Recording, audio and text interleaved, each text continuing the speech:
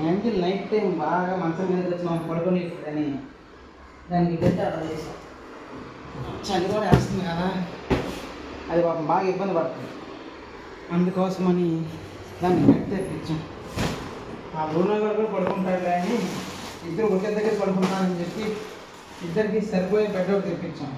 కొంచెం తప్పే అన్నమాట. చూద్దాం.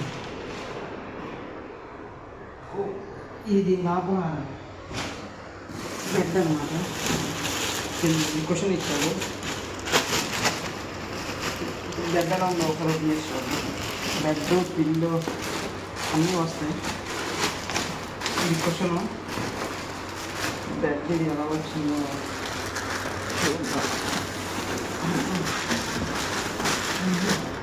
అన్న పెద్దదే. మా ఏం చేసి పెద్దదైనా పడుకోవచ్చు. నా రూమ్లో కూడా సరిపోతుంది. ఒకేసారి ఇద్దరు పడుకోవచ్చు. చిన్న దిండు కూడా ఇచ్చారు.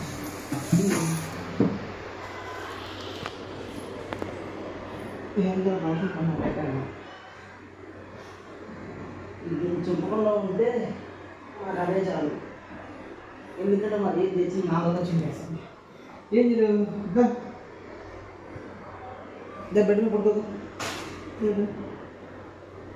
చెప్పగానే వచ్చి బెడ్ మీద పడుకుంది. ఏంటి ఇది అర్థమైనట్టు దీనికోసం తీసుకున్నాను.